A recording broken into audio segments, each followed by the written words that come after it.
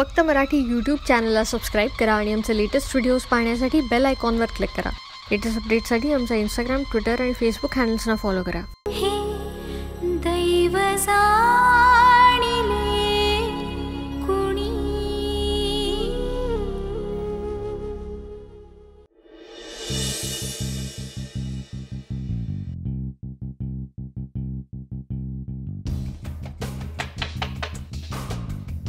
शामराव मोहिते, तुम्ही या ना, आत या. शामराव आहेत ना घरी? हो आहेत ना. आजोबा, आजोबा तुम्ही या ना. ये भास्कर.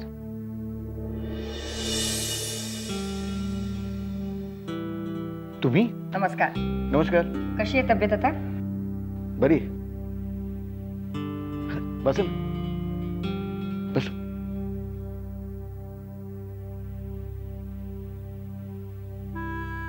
आज असं अचानक कसं काय येणं केलं? तसंच महत्वाचं बोलायचं होतं म्हणून आलो आम्ही. बोला ना, काय झालं? गेल्या 2 दिवसात आपल्या घरांमध्ये पुन्हा एकदा गैरसमज निर्माण झाले, त्याविषयी थोडंसं बोलायचं होतं. बोला ना अरुंधतीबाई, जे काय असेल ते स्पष्टपणे बोला. त्याचं काय आहे? थँक्यू.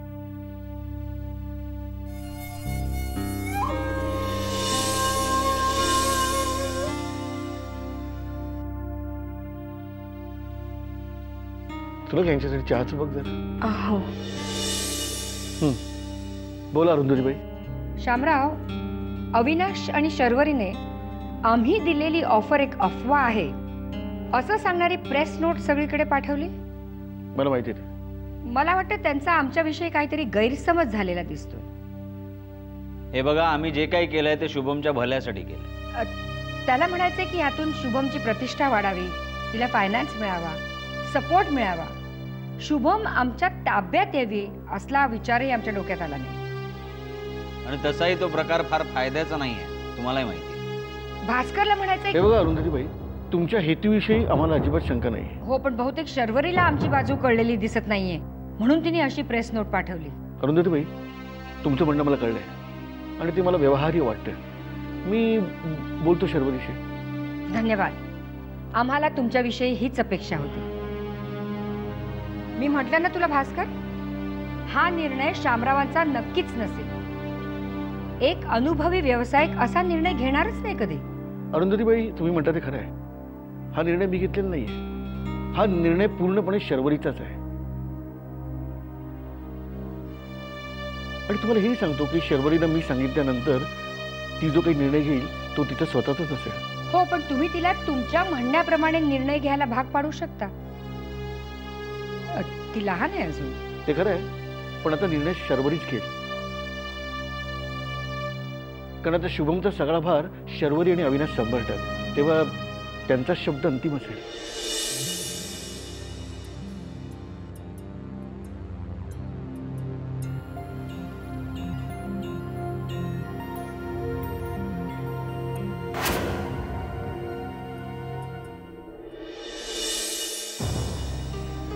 खटावकर साहेब, अहो जरा तरी विचार करा ना प्लीज. अहो 48 तासात हा हप्ता कसा काय भरू शकतो आम्ही? जवळजवळ 6 लाख रुपये भरावे लागणार आहेत. तर बँकेचीच तशी नोटीस आहे, त्याला मी काय करणार? आजकाल रिझर्व्ह बँकेने सगळे रूल्स फार कडक केलेत. पण आम्ही हप्ता भरायला नकार देतच नाही आहोत. आम्हाला थोडीशी मुदत हवी आहे बस. नाही हो, आम्हाला तसं नाही करता येणार. तुम्ही जर हप्ता भरला नाही तर आम्हाला मग तुमच्या प्रॉपर्टीच्या काही भागाचा लिलाव करावा लागेल. हे बघा साहेब, मी तुम्हाला रिक्वेस्ट करतोय, प्लीज काहीतरी मार्ग काढा.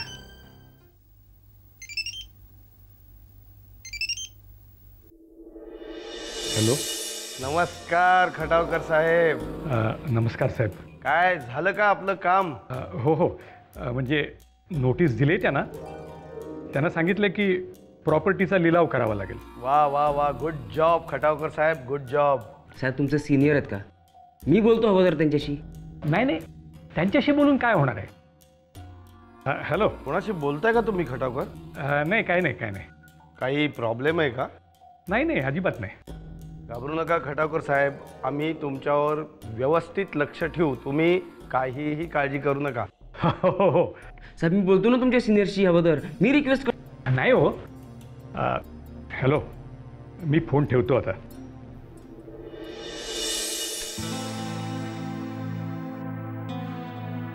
साहेब प्लीज काहीतरी मार्ग काढा प्लीज. अविनाश, विश्वास ठेवा माझ्यावर. आत्तापर्यंत सगळी मदत मी तुम्हाला केलेली आहे. ओके, येतो मी.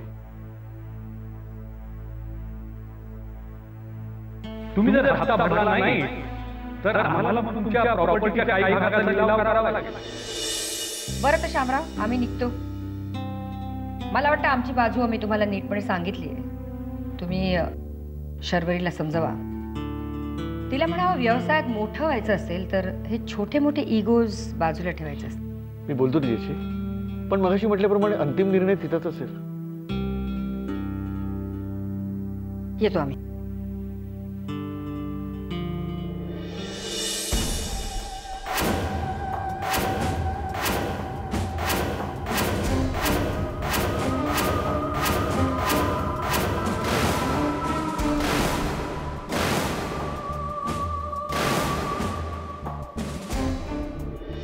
बरं झालं शर्वरी तू आलीस. आम्ही तुलाच भेटायला आलो होतो. तुम्ही शुभमच्या टेकओव्हर विषयी माझ्याशी जर का काही बोलणार असाल तर सॉरी.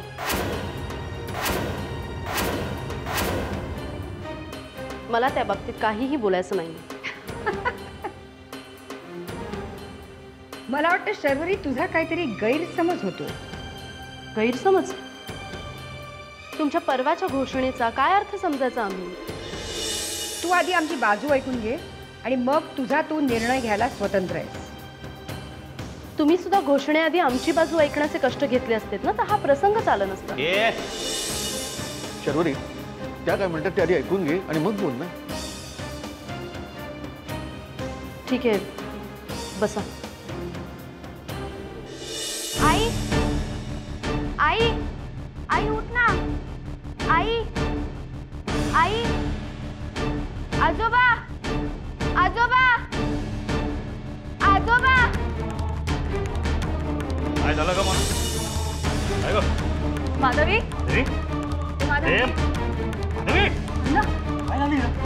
माधवी, माधवी उठ. हे माधवी, अगं पॉइझन घेतलंय. अण्णा, हे माधवी, माधवी, ते काय पटकन डॉक्टरना बोलव जा आणि तिला बरोबर कर. चल. शर्वरी, बिझनेस करणं एवढं सोपं नसतं. म्हणतात ना, महापुरात झाडं मोडतात पण छोटंसं गवत वाचतं. कारण गवत थोडंसं वाकून त्यावरून पाणी जाऊ देतं. तेव्हा बिझनेसमध्ये थोडंसं वाकावं लागतं. ते मलाही माहिती आहे, पण माणसाने एवढेही झुकू नये ना की पुन्हा ताट उभं राहताच येणार नाही. मला वाटतं तुझा गैरसमज अजून दूरच झालेला नाही. शर्वरी, आम्हाला तुमची कंपनी विकत घ्यायची नाहीये. फक्त शेअर्स खरेदी करून तुमची मदत करायची. That's all. हा, आमचं नाव जोडलं गेलं ना तर मार्केटमध्ये व्हॅल्यू सुद्धा वाढेल तुमची. आत्ता जी काय अवस्था आहे ना शुभमची, आत्ता जी अवस्था आहे ना त्यातून बाहेर पडायला आम्ही समर्थ आहोत. अगं शर्वरी, त्यांना बोलू दे आधी. आजोबा, हे काय आहे? मार्केटमध्ये शुभमचे प्रॉडक्ट उचलले जात नाहीये. लाखो रुपयांचा माल तुमचा परत आलाय. खरंय? हो खरंय. फ्लेवर्ड मिल्कसाठी आणलेली मशिनरी अजून तशीच पडली आहे. बँकेचं भलं मोठं कर्ज आहे तुमच्या डोक्यावर. हो, पण तरीही आम्ही काय करणार आहात तुम्ही शर्वरी? 48 तासात जर तुम्ही बँकेचं कर्ज फेडलं नाही तर तुमची सगळी प्रॉपर्टी लिलावात काढली जाणार आहे अशी बँकेकडे नोटीस आली आहे तुम्हाला. काय नोटीस? कधी? तुला माहिती नाहीये. आतापर्यंत कदाचित ती तिथे पोहोचली असेल. शर्वरी, जरा अविनाशला फोन कर. आम्ही खरं सांगतो शामराव, आमच्यावर विश्वास ठेवा. आता 48 तासात तुम्ही एवढी मोठी रक्कम कशी काय उभी करणार, आणि ते सुद्धा अशा अवस्थेत? मला वाटतं आत्ता शहाणपणा हाच आहे की तुम्ही तुमचे शेअर्स आम्हाला विकावे. हे बघा शर्वरी, आम्ही फक्त मदत करतो. तुम्ही स्वाभिमानी आहात हे आम्हाला माहिती आहे, म्हणून मदत करण्यापेक्षा शेअर्स विकत घेतोय. बोला विनाश. शर्वरी, एक बॅड न्यूज आहे. बँकेने 48 तासांच्या मुदतीची नोटीस पाठवली, हेच सांगणारच ना? तुला कसं माहिती? ते मी तुला नंतर सांगते. तुम्हाला कसं कळलं नोटिशीचं? आम्ही बिझनेस करतो. बिझनेस मधले आमचे जे कॉम्पिटिटर्स आहेत त्यांची छोटी छोटी गोष्ट आम्ही लक्षात ठेवतो. बघ, अजूनही विचार कर, आणि ह्यावेळेस तुझा निर्णय मीडियापर्यंत कळवण्यापूर्वी आम्हाला कळ, तुझाच फायदा होईल.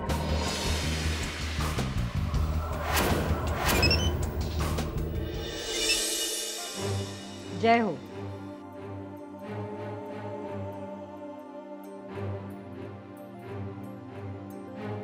काय?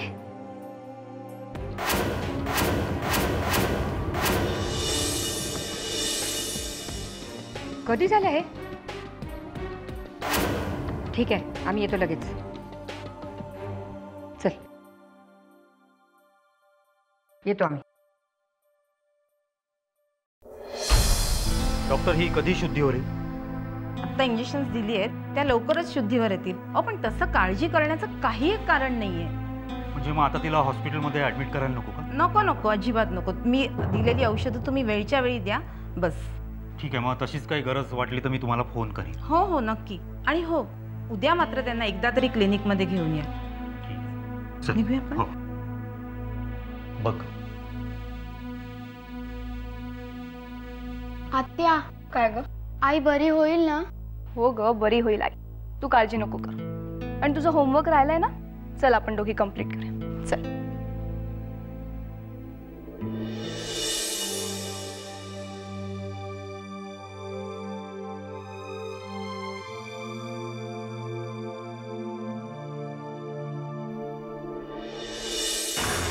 सांग ना, काय झालंय? मोहिते, सांगण्यात काहीच अर्थ नाहीये भास्कर.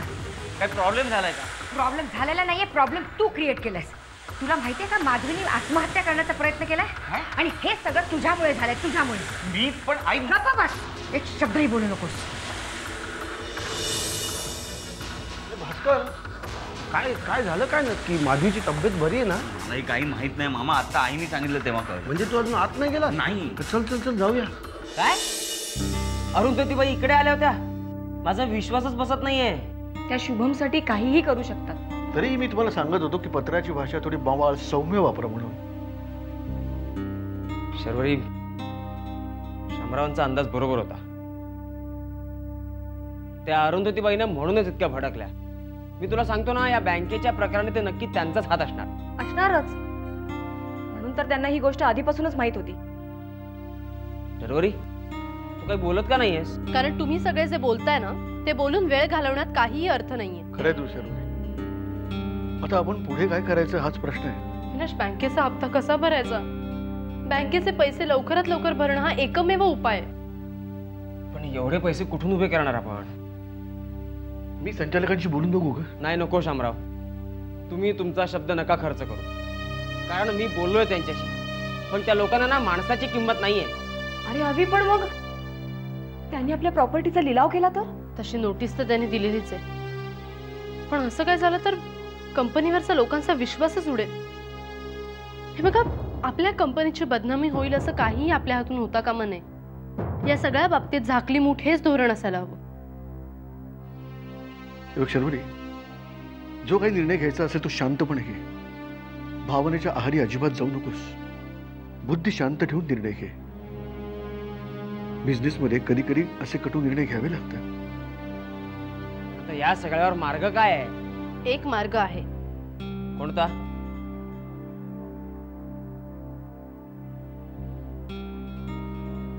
आपण आपलं घर गहाण टाकायचं. आपण आपलं घर गहाण टाकायचं. आपण आपलं घर गहाण टाकायचं. आपण आपलं घर गहाण टाकायचं. तू काय बोलतेस? तुला कळतंय का? आई, तू आपलं घर गहाण टाकायचं, विकायचं नाही. शर्वरी, मी आता सगळी जबाबदारी तुझ्यावर सोडलेली आहे. त्यामुळे तू जो काही निर्णय घेशील त्या निर्णयाच्या मागे मी ठामपणे उभा असेल. विश्वास ठेव.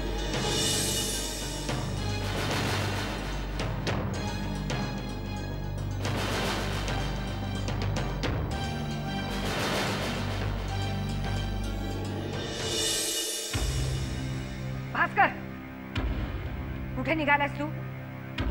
मला जरा अस्वस्थ होतं. आता अस्वस्थ वाटून काय उपयोग आहे? तुला मी वेळीच सावध हो म्हणून सांगितलं होतं, तेव्हा नाही ऐकलंस तू आमचं. आई, मला माहिती नव्हतं ग याचे परिणाम हे असे होते.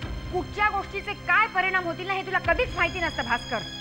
ह्या मुलीला जर आता काय झालं असतं ना तर आपण सगळे गोत्यात आलो असतो.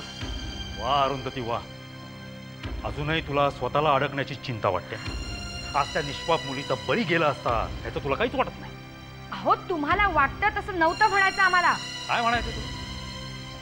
तरी 1000 वेळा तुला मी सांगत होतो ह्या मुलाला तू समजाव.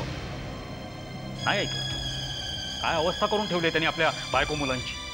हा, पण तुझं घरात कुठे लक्ष असतं ग? तुझं सतत लक्ष तुझ्या त्या बिझनेस. हे बघा अण्णा, एक शब्द बोललास तरी थोबाड फोडीन तुझं मी. काय लायकी आहे रे तुझी? हा, अरे माधवी सारखी एवढी चांगली तुला मुलगी मिळाली आहे, कदर नाही आहे रे तुला त्याची. यापुढे माधवीला कसलाही त्रास होता कामा नये. आणि ही तुझी बाहेरची लफडी आहेत ना, ती ताबडतोब थांबली पाहिजे.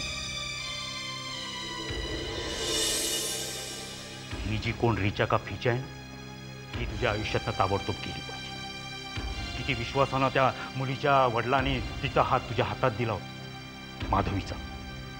पण नाही, तुला कदर नाही त्याची.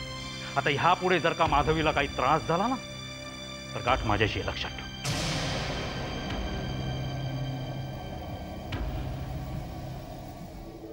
बायको तुमची ह्या पाटील घराण्याची सून आहे ना मी. मला अधिकार आहे या सगळ्याचा जाब विचारण्याचा. मला कळलंच पाहिजे ती रिचा इथे का आली होती. जास्त बोलू नकोस. अशी बरीच घराणी असतात ज्यांना सुनबाया असतात. त्या गपचूप आपलं आयुष्य जगतात, एक दिवस गपचूप मरून जातात. तुलाही तसंच जगायला हवं. म्हणजे तुमच्या लेखी माझी काहीच किंमत नाही. जेवढी असायला हवी तेवढीच आहे, त्यापेक्षा जास्त नाही. नाही जमणार मला. मला माझा अधिकार हवाय, असं मी जगणार नाही. मर मग. आणखीन काय सांगू शकतो? मर.